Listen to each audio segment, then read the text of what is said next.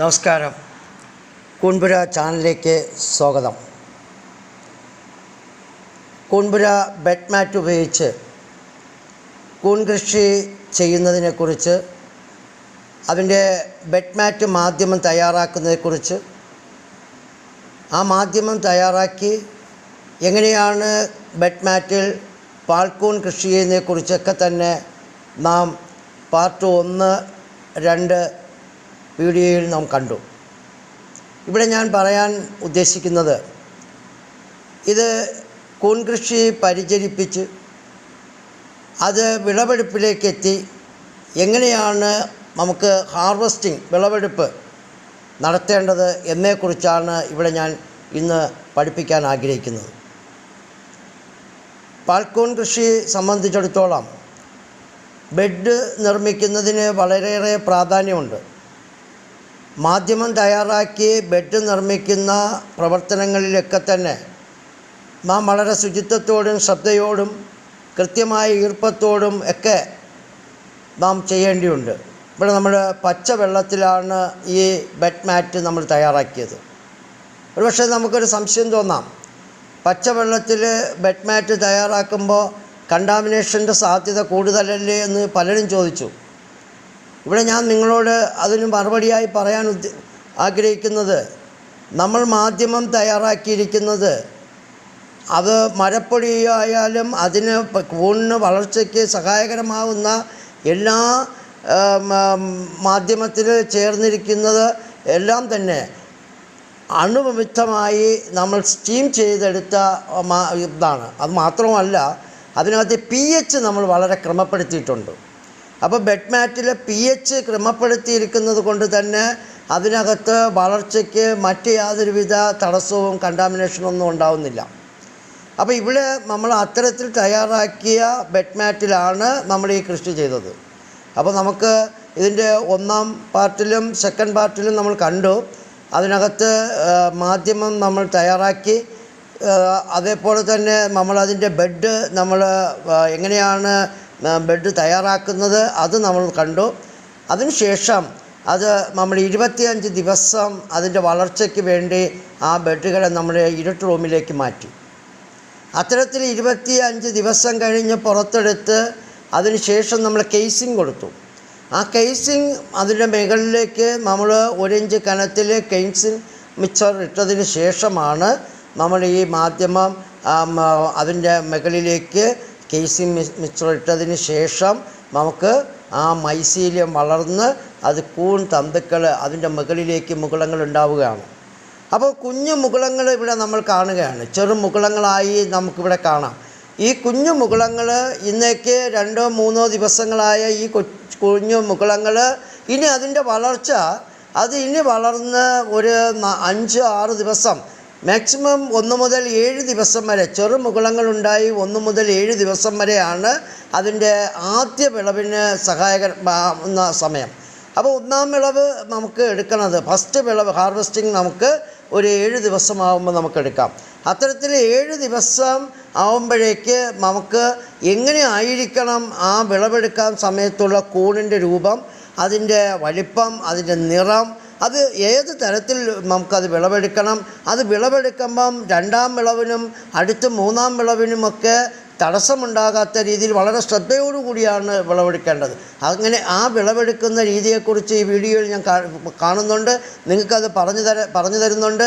നിങ്ങളത് ശ്രദ്ധിക്കണം. ഈ വീഡിയോയിൽ തന്നെ നിങ്ങൾക്ക് കാണാം എങ്ങനെയാണ് ഇതിൻ്റെ ഹാർവെസ്റ്റിംഗ്. ആ ഹാർവെസ്റ്റിംഗ് വളരെ ശ്രദ്ധയോടുകൂടിയായിരിക്കണം. വളരെ പ്രാധാന്യമുള്ള ഒരിടമാണ് ഈ ഹാർവെസ്റ്റിംഗ്, വിളവെടുപ്പ് വളരെ കൃത്യമായ ദിവസം, അതിൻ്റെ കൃത്യമായ ദിവസത്തിൽ വിളവെടുത്ത് അതിനുശേഷം അത് വീണ്ടും അടുത്ത് വന്നിരിക്കുന്ന കുഞ്ഞു കൂണുകൾക്ക് യാതൊരുവിധ ഡാമേജും വരാത്ത രീതിയിലായിരിക്കണം നമ്മളിതിൻ്റെ വളർച്ച പൂർത്തിയായ കൂണുകൾ എടുക്കേണ്ടത്. അത്തരത്തിലെ കൂണുകൾ എടുക്കുമ്പോൾ അത് വളരെ ശ്രദ്ധയോടുകൂടിയായിരിക്കണം നമുക്കത് കൂണെടുക്കേണ്ടത്. ഒരു കൂണ് വിളവെടുത്താൽ ഇത്തരത്തിലായിരിക്കണം. നല്ല വെള്ള നിറത്തിൽ കുട കൃത്യമായ നിവർന്ന് അതിൻ്റെ സ്റ്റെമ്പ് നല്ല ഉറപ്പുള്ള രീതിയിലായിരിക്കണം ഈ കൂണിൻ്റെ വിളവെടുപ്പ് സമയത്ത്. അത് ദിവസങ്ങൾ കഴിഞ്ഞു പോയാൽ ആ കുട മുകളിലേക്ക് ചുരുണ്ട്, അതുപോലെ തന്നെ അതിൻ്റെ കിൽസുകൾ ഓപ്പണായി സ്പോർ പുറത്തേക്ക് പോയി അതിന് ഒരു വാടിയ അവസ്ഥയിൽ, ഒരു ഉറപ്പുള്ള ആ അവസ്ഥയിൽ നിന്ന് ഒരു വാടിയ അവസ്ഥയിലേക്ക് അത് മാറും. അത്തരത്തിൽ വന്നു കഴിഞ്ഞാൽ വെയിറ്റ്ലെസ് കുറയുകയാണ്, അതുപോലെ സൂക്ഷിപ്പ് കാലാവധി കുറയുകയാണ്, അതിൻ്റെ ഗുണം പോവുകയാണ്. അപ്പോൾ കൃത്യമായ ദിവസം ആ ഉറപ്പുള്ള, ആ കുട നിവർത്തി പിടിച്ചാലുള്ള ഉറപ്പുള്ള ആ സ്റ്റെമ്പോട് കൂടി അത് കൃത്യമായ ആ ദിവസം വിളവെടുത്താൽ അത് നല്ല വെയിറ്റോടു കൂടി, നല്ല നിറത്തോടു കൂടി, അതിൻ്റെ കാഴ്ചയ്ക്ക് തന്നെ ആകർഷണീയമായ നിറത്തിൽ ഉള്ള അവസ്ഥയിൽ ഈ കൂണിരിക്കും. അങ്ങനെ ആയിരിക്കണം ഈ കൂണ് വിളവെടുക്കേണ്ട. അത്തരത്തിൽ വിളവെടുത്താൽ മാത്രമേ, കൃത്യമായ ദിവസം വിളവെടുത്താൽ മാത്രമേ രണ്ടാം വിളവ് അത് കൃത്യമായി അടുത്ത ചെറു കൂണുകൾക്ക് വളർന്നു വരാനും സഹായകരമാവും. അല്ലെങ്കിൽ ഫസ്റ്റ് വിളവ് താമസിച്ച് ഹാർവെസ്റ്റ് ചെയ്യുകയാണെങ്കിൽ രണ്ടാം വിളവിനെ അത് ബാധിക്കും, തുടർന്നുള്ള അങ്ങോട്ടുള്ള കൂൺ വിളവുകളെ അത് കാര്യമായി ബാധിക്കും. അതുകൊണ്ട് വിളവെടുപ്പ് വളരെ ശ്രദ്ധയോടുകൂടി ആയിരിക്കണമെന്നാണ് എനിക്കിവിടെ നിങ്ങളോട് പറയാനുള്ളത്. മനസ്സിലാകും, കുഞ്ഞു കൂണുകളുണ്ടാവും, അതോടൊപ്പം തന്നെ വലിയ വളർച്ച എത്തിയ കൂണുകളുണ്ട്. അപ്പോൾ നമുക്ക് ആദ്യ വിളവെടുപ്പ് എന്ന് പറയുമ്പോൾ നമ്മൾ ഫസ്റ്റ് വിളവെടുപ്പിലേക്ക് പോകുമ്പോൾ വളർച്ച പൂർത്തിയായ വലിയ കൂണുകളാണ് നമ്മൾ വിളവെടുക്കുന്നത്. ആ വളർച്ച പൂർത്തിയായ കൂണുകളുടെ സൈഡുകളിൽ തന്നെ ചെറു കൂണുകളുണ്ട്. അതിന് ക്ഷതം സംഭവിക്കാത്ത രീതിയിലായിരിക്കണം നമ്മളവിടെ വിളവെടുക്കേണ്ടത്. അപ്പോൾ അവിടെ നമുക്ക് ആ കൂണിലേക്ക് നമ്മൾ വലിപ്പമായ വിളവെടുക്കാൻ ഭാഗമായ കൂണിൻ്റെ മുകൾ പരപ്പിൽ നമ്മൾ കയ്യിൽ കൊണ്ട് പിടിച്ച് അതിനെ റൈറ്റിലേക്ക്, വലത് സൈഡിലേക്ക് കറക്കി നമ്മൾ എടുക്കുകയാണെങ്കിൽ നമുക്ക് അത് മാത്രം, ആ കൂണ് മാത്രം നമുക്ക് അവിടെ നിന്ന് പിഴുത് വരുന്നതായിട്ട് കാണാൻ പറ്റും. തൊട്ടടുത്തുള്ള കൂണിന് യാതൊരു ക്ഷതവും സംഭവിക്കുന്നില്ല. അതിന് യാതൊരു ക്ഷതവും സംഭവിക്കാത്ത, അതിനൊരു ഡാമേജും സംഭവിക്കാത്ത രീതിയിൽ തന്നെ ആയിരിക്കണം നമ്മൾ ഈ കൂണ് ഹാർവെസ്റ്റ് ചെയ്തെടുക്കാൻ. അതിനുശേഷം നമുക്ക് ആ കൂണ് വിളവെടുത്ത ഭാഗത്ത് നമുക്ക് വേണമെങ്കിൽ അല്പം കേസിങ് മിക്സർ വീണ്ടും നമുക്കവിടെ കൊടുക്കാം, ആ കുഴികളൊന്ന് നികത്തി കൊടുക്കാം. അതിനുശേഷം നമുക്ക് ഈ വിളവെടുപ്പ് കഴിഞ്ഞതിന് ശേഷം ആ ചെറു കൂണുകൾക്ക് ആവശ്യമാണെന്ന് കണ്ടാൽ, ഈർപ്പം കേസിങ്ങിലില്ല എന്ന് കണ്ടാൽ ചെറു നന നമുക്ക് വീണ്ടും കൊടുക്കാം. അപ്പോൾ ഈ കൂണിന് അങ്ങനെ കണ്ടിന്യൂ ചെയ്ത് നനയ്ക്കണ്ട, നമുക്കൊരു ഉണക്ക് കേസിങ്ങിൽ വരുന്ന മുറയ്ക്ക് മാത്രമേ നമ്മൾ നനയ്ക്കുന്നുള്ളൂ. അതുപോലെ നമ്മൾ ഒരു കാര്യം ശ്രദ്ധിക്കണം, കൂണ് വിളവെടുക്കുമ്പോൾ അതിൻ്റെ യഥാർത്ഥ നിറവും അതിൻ്റെ ക്ലാരിറ്റിയും അതിൻ്റെ ഹാർവെസ്റ്റിംഗ് കഴിഞ്ഞിട്ടുള്ള സൂക്ഷിപ്പ് കാലാവധി നിലനിർത്തണമെങ്കിൽ ആ നനയ്ക്ക് വളരെ പ്രാധാന്യം. നന കൂടുതലാണെങ്കിൽ ഈ കൂണ് മഞ്ഞ നിറം കാണിക്കുന്നതായിട്ട് കാണും. നല്ല ശുദ്ധമായൊരു വെള്ള നിറത്തിൽ നിൽക്കണമെങ്കിൽ കൃത്യമായ ഈർപ്പത്തോടു കൂടി ആയിരിക്കണം ആ ബെഡ് പരിചരിക്കുക, എങ്കിൽ മാത്രമേ ആ വെള്ള നിറം നമുക്ക് കിട്ടൂ. അതുപോലെ സെക്കൻഡ് ഹാർവെസ്റ്റിനും ഈ പറഞ്ഞ കൃത്യമായ നനയോടുകൂടി നമ്മൾ പരിചരിച്ചാൽ മാത്രമേ സെക്കൻഡ് ഹാർവെസ്റ്റ് നമുക്ക് നല്ല വിളവ് കിട്ടൂ. നമുക്ക് കാണുമ്പോൾ അറിയാം, ഫസ്റ്റ് ഹാർവെസ്റ്റിംഗ് നല്ല ബെഡുകളാണെങ്കിൽ അതിനകത്തൊരു 3-4 കൂണൊക്കെ നമുക്ക് എടുക്കാൻ കഴിയും. അത്തരം കൂണുകളെടുക്കുമ്പോൾ തന്നെ ഏകദേശം 400-500 ഗ്രാമൊക്കെ കൂണ് വരും. ഈ പാൽക്കൂണിന് നല്ല വെയിറ്റുള്ള ഒരു ഇനമാണ്. അങ്ങനെ 3 ഹാർവെസ്റ്റിംഗ് അല്ലെങ്കിൽ 4 ഹാർവെസ്റ്റിംഗ് കൊണ്ട് നല്ല ആരോഗ്യമുള്ള നല്ല ബെഡുകളാണെങ്കിൽ അതിൽ നിന്ന് 1 കിലോയോളം കൂണ് നമുക്ക് കിട്ടും. അങ്ങനെ 1 കിലോ കൂണ് നമുക്ക് കിട്ടുകയാണെങ്കിൽ അത് നമുക്ക് ലാഭമുള്ള ഒരു കൃഷി തന്നെയാണ്. 1 കിലോ കൂണ് ശരാശരി കിട്ടുക എന്ന് പറയുമ്പോൾ അത് വളരെ ലാഭകരമായിട്ട് നമുക്ക് കൃഷി ചെയ്യാൻ പറ്റുന്ന ഒന്നാണ്. നമ്മൾ പാൽക്കൂണ് ഇന്ന് കേരളത്തിൻ്റെ കർഷകരുടെ ഇടയിൽ വളരെ സ്വീകാര്യമായിട്ട് ഒട്ടനവധി പേര് പാൽക്കൂണിലേക്ക് മാറുകയാണ്. അതിന് ഒത്തിരി കാരണങ്ങളുണ്ട്. ഒന്ന്, ഈ പാൽക്കൂണിൻ്റെ ഡിമാൻഡ് ക്രമാതീതമായി വർദ്ധിച്ചു വരികയാണ്. നമ്മൾ സ്റ്റാർ ഹോട്ടലുകളിലൊക്കെ നമ്മൾ പരിശോധിക്കുകയാണെങ്കിൽ അവിടെ മട്ടന് പകരം വയ്ക്കാൻ ഇന്ന് മിൽക്കി എന്നുള്ള ഒരു ആശയത്തിലേക്ക് പോയിട്ടുണ്ട്.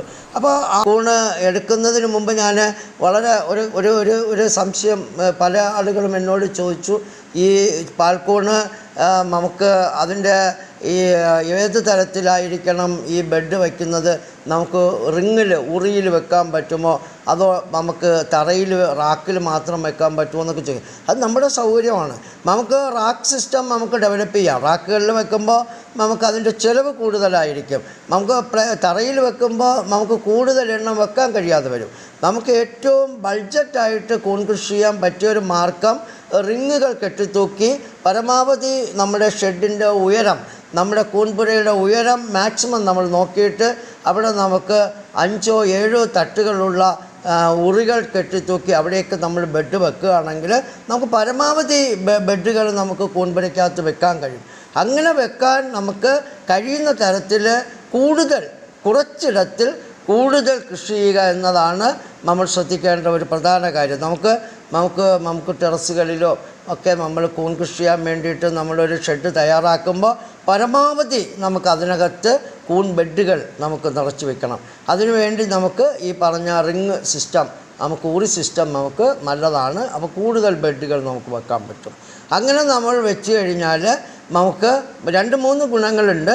ഒന്ന്, നമുക്ക് ഈ റിങ് സിസ്റ്റം നമ്മൾ ഉപയോഗിക്കുമ്പോൾ നമുക്ക് കൂടുതൽ ബെഡുകൾ വെക്കാൻ പറ്റും. അതോടൊപ്പം തന്നെ നമുക്ക് ഈ പറഞ്ഞ നമുക്കൊരു വാക്കിംഗ് സ്പേസൊക്കെ കൊടുത്ത് നമുക്ക് കയറിപ്പോയി ഒറ്റയ്ക്ക് നമുക്ക് പരിചരിക്കാൻ പറ്റുന്ന രീതിയിൽ നമുക്കിത് ക്രമപ്പെടുത്തി വെക്കാൻ പറ്റും. അങ്ങനെ നമുക്ക് ഇതിനകത്ത് ആ രീതിയിലും നമുക്ക് കൃഷി ചെയ്യാം. റാക്കിൽ വയ്ക്കാം, നമുക്ക് തറയിൽ വെക്കാം. പാൽക്കൂണിൻ്റെ പ്രത്യേകത അത് മുകളിലേക്ക് മാത്രമേ അത് വളർന്നു വരുള്ളൂ. മുകളിലേക്കാണ് അത് വളർന്നു വരുന്നത്. അപ്പോൾ അത്തരമുള്ള രീതിയിൽ നമ്മൾ ആലോചിക്കുമ്പോൾ അവിടെ പാൽക്കൂണിന് തന്നെയാണ് പ്രാധാന്യം. നമ്മുടെ കേരളത്തിലെ കാലാവസ്ഥയിൽ വർഷത്തിൽ എല്ലാ സമയത്തും നമുക്ക് ഈ പാൽക്കൂൺ കൃഷി ചെയ്യാം എന്നുള്ളതാണ്. മഴക്കാലത്തും ചൂടുകാലത്തും ഒക്കെ നമുക്ക് പാൽക്കൂൺ കൃഷി ചെയ്യാം. അവിടെ നമ്മൾ ആ ഷെഡിനകത്ത് നന മാത്രം ക്രമീകരിച്ചുകൊണ്ട് നമുക്ക് വർഷത്തിൽ എല്ലാ ദിവസവും നമുക്ക് പാൽക്കൂൺ കൃഷി ചെയ്യാം. പാൽക്കൂൺ കൃഷി ചെയ്യുമ്പോൾ നമുക്ക് ദിവസങ്ങളോളം വിളവെടുപ്പ് കഴിഞ്ഞിട്ട് അത് നമുക്ക് പുറത്ത് തന്നെ 5-6 ദിവസമൊക്കെ ആ പാൽക്കൂൺ ഇരിക്കുന്നതാണ്. അതുകൊണ്ട് തന്നെ പാൽക്കൂൺ കൃഷി വളരെ ലാഭമാണ്, ആയാസരഹിതമാണ്, വളരെ എളുപ്പത്തിൽ കൃഷി ചെയ്യാൻ പറ്റുന്ന ഒരിനമാണ്. അതുകൊണ്ട് തന്നെ ഈ നിങ്ങൾ കൂൺ കൃഷി ചെയ്ത് തന്നാൽ കൂൺപുര ഇത് ബൈബാക്ക് ചെയ്യാൻ തയ്യാറാണ്. അതുകൊണ്ട് തന്നെ നിങ്ങൾക്ക് കൂൺപുരയുടെ മെമ്പറിൽ ബന്ധപ്പെടാം. അതിൻ്റെ ടെക്നോളജി നിങ്ങൾക്ക് ട്രാൻസ്ഫർ ചെയ്ത് തരും. അതോടൊപ്പം തന്നെ നിങ്ങൾ ഉൽപ്പാദിപ്പിക്കുന്ന കൂൺപുര നിങ്ങളിൽ നിന്ന് തിരിച്ച് വിലക്കെടുക്കാൻ ഞങ്ങൾ തയ്യാറാണ്. അതുകൊണ്ട് തന്നെ നിങ്ങൾ ബന്ധപ്പെടുക, കൂൺപുരയുടെ നമ്പറുമായിട്ട് ബന്ധപ്പെടുക. അടുത്ത വീഡിയോകളിൽ ഇതിൻ്റെ മാർക്കറ്റിംഗ്, ഇതിൻ്റെ ക്ലീനിങ്, പാക്കിങ്, മറ്റു കാര്യങ്ങളെക്കുറിച്ചെല്ലാം തുടർന്ന് നിങ്ങൾക്ക് പറഞ്ഞു തരുന്നതായിരിക്കും. നന്ദി, നമസ്കാരം.